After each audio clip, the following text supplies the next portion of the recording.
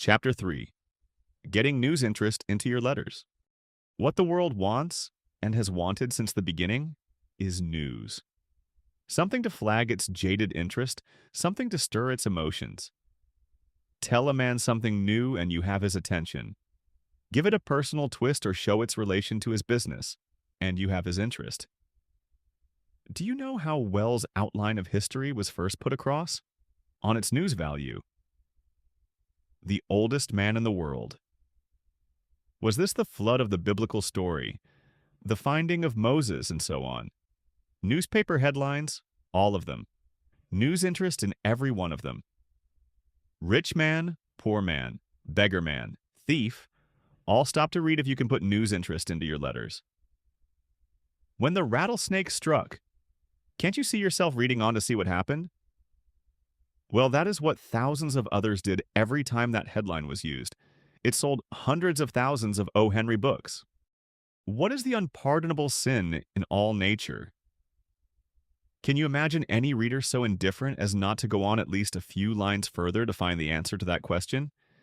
And if you can lead him on those few lines, it is your own fault if you cannot make your story so interesting that it will carry him right down to the last line and the order blank or card that follows it. A businessman is no different from any other kind. Watch him on his way to the office. Compare the time he gives the financial and business news with the way he eagerly devours the details of the latest murder or scandal, or the attention he gives the sports page. He wants news interest. He will get it in his business as far as he can, but if it is not there, he will look outside his business for it. So if you want his attention, go after it as the newspaper paragrapher does. He knows he has to compete with 1,000 other distractions, so he studies his reader and then presents first that side of his story most likely to attract the reader's interest. You have to compete in the same way for your reader's attention. He is not looking for your letter. He has 1,001 other things more important to him to occupy his mind. Why should he divert his attention from them to plow through pages of type about you or your project? You have, we shall assume, decided upon the emotion your letter must arouse in your reader to get him to do as you want. You know that every man is constantly holding a mental conversation with himself, the burden of which is his own interests, his business, his loved ones, his advancement. And you have tried to chime in on that conversation with something that fits in with his thoughts. But some propositions do not lend themselves readily to this. What are you to do then? Look for news value. Look for something in or about your proposition of such news interest that it will divert the reader's mind temporarily from his own affairs, then bring it back by showing how your proposition fits in with those affairs or is necessary to their successful accomplishment. How are you to do it? Perhaps the best way to explain that is to show a few examples of the way it has been successfully done. Here are some typical openings which get the reader's attention and lead logically on to a description of your proposition. Let's see a few examples. Do you know what was Socrates' chief characteristic? It was his pertinacious curiosity, his desire to know the why and the wherefore of everything, his questing for fundamental reasons. It was this curiosity that helped make him represent the highest achievement of Greek civilization. It is that same questing for fundamentals that makes the bland advertising agency so invaluable when a new product is to be introduced, a new field opened, and a new method tried. Next, in the city of Baghdad lived Hakim, the wise one, and many there were who came to him for counsel, which he gave freely to all, asking nothing in return. One day there came to him a young man, who had spent much but got little, and asked, "Tell me, wise one, what shall I do to receive the most for that which I spend?" Hakim answered, "A thing that is bought or sold has no value unless it contains that which cannot be bought or sold. Look for the priceless ingredient." "But what is this priceless ingredient?" persisted the young man. Spoke then the wise one. "My son, the priceless ingredient of every product in the marketplace is the honor and integrity of him who made it. Consider his name before you buy. For 25 years Squibbs has been making, etc. Next, what is the eternal question which stands up and looks you and every sincere man squarely in the eye every morning? How can I better my condition? That is the real-life question which confronts you and will haunt you every day till you solve it.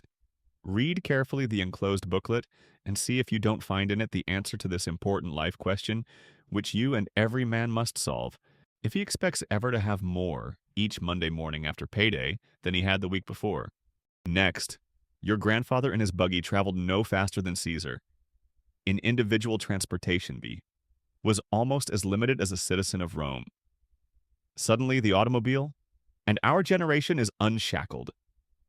With a car, miles shrivel up into minutes, and the humblest family leaves its doorstep to own the continent. Next, all day long, from the minute your mind takes the trail early in the morning until you quit the game late at night, you are figuring on ways to sell more goods, to win more trade, to possess more executive ability, to be a bigger business builder. This is the one great heart and soul aim of which you are ever conscious. The mastery of your business, the rising to supremacy in your line, the steady year in and year out increase of financial income. You'd willingly spend a few minutes to learn new ways of directing and developing your mental energies so as to cut out waste motion and make every move count for 100% progress. Did you ever stop to think that the average man's brain wastes more energy than the worst old rattlebox that ever squandered good steam? It's the knowing how to apply your brain power, how to think, how to reason, how to conserve mental energy, how to concentrate. That alone can make you a leader in your profession. And it was to teach you how to think, how to concentrate, how to apply the basic fundamentals of all science to your own daily problems that the blank course was written. It shows you, etc. Next, it was payday in Connellsville, and I was sitting in a local store talking with the owner when a laborer came in. He said he wanted so and so that he, etc. So I thought this: you want more business, want your store recognized as the etc. Next, if you are tired of a salaried job, if you want to get into a big, paying, independent business of your own, I have a proposition that will interest you. Next, here's a little inside information that we're passing on to you because you are a homemaker, and as such it concerns you. We got a little low on summer stock the other day, so our buyer, Mr. Smith, he's full of ideas and enthusiasm, went to the source of supplies and we just got a letter from him thus. Then give the news of some special buy that enables you to offer a wonderful bargain. Next, what is it worth to keep baby's milk sweet? By making your refrigerator measure up to that all-important job, you make it measure up to all other jobs. Next, sometime today or tomorrow or next month, in practically every commercial office in the U.S., an important executive will sit back in his chair and study a list of names on a sheet of white paper before him. Your name may be on it, a position of responsibility is open, and he is face to face with the old problem. Where can I find the man? The faces, the words, the deeds, the possibilities of various employees pass through his mind in quick review, and he realizes once again how little an employer really knows about their hopes, their ambitions, their particular ability to handle more important work. That is where the blank school can help him, and you. Next, what has given the high values to Iowa farmland? Corn. What has given the rapid advance in farm values to all the central western states? Corn. What is the biggest factor in making the farmlands of lower Louisiana advance? Corn. Why? Because they are in the Corn Belt. Next, if your expenses were doubled tomorrow, could you meet them without running heavily into debt? If you had to have more money on which to live, to support those dependent upon you, could you make it? You could if you had the training afforded by our course. It has doubled other men's salaries. It can do the same for you. Next, for 20 years I was an exile, shunned by people on every hand, unwanted in the business world, impossible socially, a mental and physical wreck, a failure at everything. I was despondent, almost devoid of hope. Life to me was a burden. And then I learned to talk. And so on with description of a course to cure stammering. Next. Right around New Year's, most of us are somehow thinking about what we'll accomplish within the next 12 months. Often we get to figuring and planning and laying it all out beforehand. So maybe it will mean a lot of inspiration to you, as it did to me, to read. Next, I have come to look upon it as a pity the its circumstances should ever combine to place men of much ability in a position where they are not obliged to begin with a struggle for existence. For most individuals are so constituted that they are obliged to do so. The saving event in many a man's life is the blow that takes away the props that have supported him and leaves him to look out for himself. Many persons have told me that this is true of their own lives, and we know it is true of ours. So instead of railing against the fate that makes it necessary for you to dig in and make something of yourself, thank God for it, and start now getting ready. The blank course will fit you, etc. Next, the old gentleman who resigned from the patent office in 1886 because, as he said, everything had been invented, had nothing on the most of us. There are times when we all begin to feel that mechanical equipment is about as perfect as man can make it. Take lubrication, for instance. In spite of the thousands of dollars wasted in furnishing 6 ounces of oil to a bearing that needs only 1, production men are satisfied until, of course, someone comes along and shows them where 500% can be saved. Making production men dissatisfied with their lubrication equipment is our business. Next, you've got to have more money. Your salary without income is not enough. The man who depends upon salary alone to make him rich, or even comfortable, is making the mistake of his life. For the minute you stop working, the money stops coming in.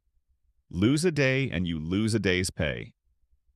While expenses go right on, don't you think it's time you got nature to work for you?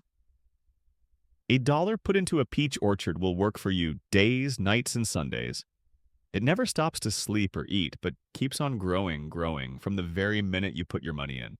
Next, a small moss lamp is sufficient to heat an Eskimo's igloo because its walls are insulated. Minute particles of dead air held captive in the snow blocks provide natural insulation, the most efficient known to science. But present-day homes of ordinary construction waste 2/3 of the heat that comes from the furnaces. 1/3 of this heat naturally escapes through windows and doors. The other third is unnecessarily wasted. It escapes easily through uninsulated walls and roofs. Ordinary building materials cannot hold heat in. Celotex stops heat waste. Next, suppose a good job were open where you work. Could you fill it? Could you jump right in and make good? Or would the boss have to pass you up because you lacked training? The man who is offered the big job is the man who has trained himself to hold it before it is offered to him. Don't take chances on being promoted. Don't gamble on making good when your opportunity comes. If you want a big job that carries responsibility and pays good money, get ready for it. Pick out the job you want in the work you like best. Then start right now to get through the blank correspondence school, the training that will prepare you to hold it. Next, if you do as Arnold Bader did, he lives 5 miles northeast of Monticello, you will have very little trouble with your clover, and you can start a patch of alfalfa that will grow. Next, when a man 42 years of age who has been working for others all his life decides to go into business for himself, and when, in a few short months, he so solidly establishes his business as to outdistance competitors who had the advantage of years of experience, there must be something about his method of doing business that other men would die to know about at once. In the January magazine, you will find the story of how John Jones succeeded, what he did, etc. Next, the old saying, "There is strength in numbers," certainly does not apply to the wearing apparel of the woman of today. Could anything be more disappointing to a well-dressed woman than to pass an exact counterpart of the coat which she is wearing on some other woman? Exclusiveness is the keynote of our women's coats. Therefore, we cannot permit any duplicates. That's the reason our women's coat salon, etc. Next, how's the garden? Is the morning greeting at the suburban station. Many estate owners are planting potatoes on all their available ground. Others, not so ambitious, are growing only enough for a table garden. Under these conditions, House and Garden magazine assumes a new importance. It has already established a reputation for clear, usable garden information. Now it is a guidebook for the subject uppermost in everyone's mind. Next, you get more pay for each working hour now than you did the first day you worked. Why? Because you put more value into each hour of your time. You have developed your efficiency. Your business efficiency grows out of your business ideas, and these come from your business knowledge. If you enrich your knowledge with the tested and proven experience of other men, you save yourself valuable time and the needless labor of studying out that which is already known. You add other men's business knowledge to your own efficiency. You get the material out of which to make new and original ideas. It is these new ideas that make and break records. They mark the difference between the man who gets paid much and the one who receives little.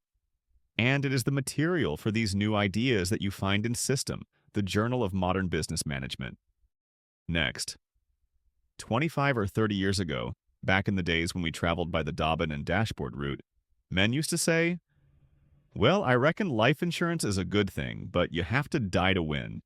Times have changed, and so have life insurance policies." Today, there are at least 17 ways you can put life insurance to work for you, right now in your own lifetime, and reap rich rewards without sacrificing the protection value of the policy.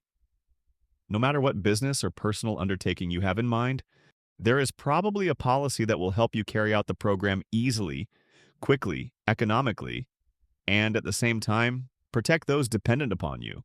Frankly, I'd like to discuss the matter with you, etc. There is one type of letter that is always interesting news, provided the product you are offering has an established market. That type is the price reduction, money-saving offer. Here are a few such letters that have proved particularly effective. Monday, March 6th, mark the date on your calendar now. It is the date of a sale you will not want to miss. A sale of women's white spring frocks at $12.50. It is such an interesting event that we want to tell you a few things about it. Most of the dresses are, etc. Next, at the close of a busy season, we find ourselves with 137 sets of the beautiful Gold Star edition of Oliver Cromwell's works slightly damaged from stock. Room handling so slightly, you would have to make a close inspection to discern the damage, but still, you know how it is, they cannot be sold as perfect books. So rather than send them back to the bindery and give the binders the profit of rebinding, we have decided to let the advantage go to a few book lovers. People like you who love good books for the book's sake and not for trifling details about them. And to offer these 137 sets at just what they would be worth with the covers ripped off. Next, at certain periods of the year, we have special events in this store which we do not advertise. In order that we may personally advise you of such sales, we would like to have your name and address. Won't you please therefore give us this information at the bottom of this card and either send or bring it to the store at the first convenient opportunity? Next, on the 1st of October, the rate of the business week will go up $1 a line. If you place your order before the 30th of this month, you can buy space to be used anytime before January 1st at the present day price. After the 30th, positively no orders will be accepted at less than the new figure. As a matter of fact, our circulation entitles us to the higher rate now. Next, that one extra dress you so badly wanted, but thought fully and economically decided not to buy, that smart afternoon frock, or the pretty street dress that you longed for, but resisted because to buy it then would have been extravagant, is now, you will be happy to learn, turned into a matter of plain, common-sense economy.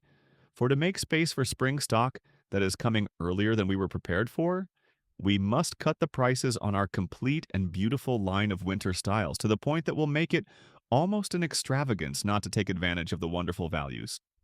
Next, we are enclosing in this envelope our check for $6.20 payable to Smith Bros readers. This means that if you endorse the check and return it to us before December 10th, we will send you $6.20 worth of these readers, whichever ones you may choose. On the back of the check, you will find complete list of all our readers, grades 1A to 6B. If you wish to order additional quantities at this time, you can apply the enclosed check against our bill as part payment. Next, you will probably be able to buy an ever-ready bag next year, 10 years from now. But you can never buy it again at its present price of $14.85. That price is about to go up to $20. The special low payment, free on approval club is about to close for good. This is your chance. The card herewith brings the newest bag, etc. Of course, there are ways of flagging the reader's interest even before he gets to the first line of your letter. Putting a catchphrase on the outside of the envelope is one. The Literary Digest employs this method on most of its mailings, so you can be sure they have found it effective. For no experienced user of the mails keeps up any practice that does not justify itself in increased orders on the record sheet. As a rule, such catchphrases on the outside of envelopes are effective. Only on third-class mail to catch the reader's eye and arouse enough interest to get him to open your letter. The Review of Reviews has used them numbers of times to great advantage. In the O. Henry sale, they use such catch lines as, "When the rattlesnake struck," "The fateful kiss," "If this happened on your wedding night." In selling Simon's History of the World War, they had several that worked well, such as, "And they said we wouldn't fight," and "Retreat, hell, we just got here." Another for a health course was, "If the damned fools only knew," said Roosevelt. All these helped to get the reader inside the envelope. The main purpose was the same as the newspaper headline, to arouse the reader's curiosity and make him go further into the story. So they have to be judged like any other headline, by the one standard. How successful are they in doing their job? And the only way to find that out is to test them against other headlines or against plain comer cards. Even on third-class mail, we often find the plain comer cards better, and on first class, it is almost invariably so. You see, the only object of a 2-cent stamp is to make the letter seem like a personal message, and to put a catchphrase on the outside of the envelope defeats that object at once. So a pretty safe rule to follow is, if you want to use an attention getter on the outside of the envelope, save half your postage by sending your message third class. One of the most effective stunts we have seen used to get a man to look inside the envelope was the idea of a young friend of ours. He watched trade papers, house organs, and the like for pictures of men connected with different organizations. Then, instead of addressing the man by name, he pasted the man's picture on the front of the envelope, and under it wrote, "Care of such and such a company," and the address. It was subtly flattering and it won attention. Favorable attention, too. Folders often lend themselves to such attention, getting stunts even better than envelopes, for their size gives more room for illustration. In effect, they are advertisements sent through the mails, and they have to compete for their readers' interest in the same way as advertisements in a magazine. And their success or failure depends upon the same factors of attention: winning illustration and headline, interest, arousing start, clear description, logical argument and clincher, with coupon or card that makes ordering easy. These are the more obvious ways of getting attention. Often they are so exaggerated that they defeat their own purpose. Quieter and usually more effective ways may be found in the letter itself, in the circular enclosure, or in the postcard or order form. Some offers lend themselves to a pictorial colored letterhead. When Nelson Doubleday first offered his Little Nature Library, he used a plain letterhead. By lithographing a nature scene of birds and woods and flowers across the top and down one side of his letterhead, he actually doubled the number of orders received from his letter. And the Little Leather Library increased their proportion of orders by almost as much. On the other hand, we have seen numbers of offers which have pulled better results on a plain letterhead than on a colored pictorial one.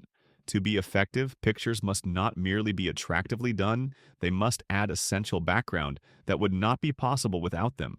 As an instance, at one time, we offered a set of large gravure prints of famous pictures. By tipping in the upper left-hand comer of the letterhead a small reproduction of one of these prints, we added nearly 50% to the pulling power of the letter and sold the prints, which had been gathering dust for years, at a goodly profit. The same thing held true in selling calendars. A small reproduction in full colors of the picture we were using on the calendar greatly increased the returns. Where a business is built around some one personality, as in the case of Elbert Hubbard, his picture on the letterhead often adds 10, 15, or 20% to the pulling power of his letters. We found that to be so in testing different offers for John Blair, head of the new process company of Warren Paw. And the same thing has been true of a number of people we have worked with. Another effective attention getter was to tip on the letterhead a sample of the product we were offering. When it was traveling bags, we gave a sample of the leather to show how tough and long-wearing it was. When it was a top coat or overcoat, we attached a sample of the cloth so you could prove for yourself its wool content. See its attractive color and design, get the feel of it. Then there is the fill-in, and the way the letter is folded, and the circulars and order card inserted. We frequently found that even so unimportant a thing as the fold made a difference in the orders. Folding the letterhead out, using the military fold so that only the salutation and first line of the letter showed when the reader picked it up, has increased orders for us at times by as much as 10%. Indenting the main paragraph helps too. We have found it a more effective way of calling attention to a special point of interest than either underlining or capitals. Even the postage stamp has an effect upon the attention accorded a letter. 2 red 2-cent stamps pull more replies than 1 4-cent stamp. 1 red 2-cent stamp pulls better than 2 green 1-cent. A brown 1.5-cent stamp looks much like a 4 cents, so it pulls better than a green 1-cent stamp, but no better than 2.5-cent stamps. As for the metered mail and postage, experience varies. These are minor details, of course, and not to be considered in the same breath with the start of the letter, the description, the argument, or the close. But when you have written a successful letter, when you have your appeal fight, and are looking only for ways to get more orders, then you will be surprised at how these little minor details can make that order record mount. And that is the end of Chapter 3. If you would like to grab your copy of the Robert Collier Letter Book, click the link in the description and you will find it available in German, Spanish, and French, alongside many other fundamental marketing books. And don't forget to subscribe to the channel for more direct response content. See you in the next one.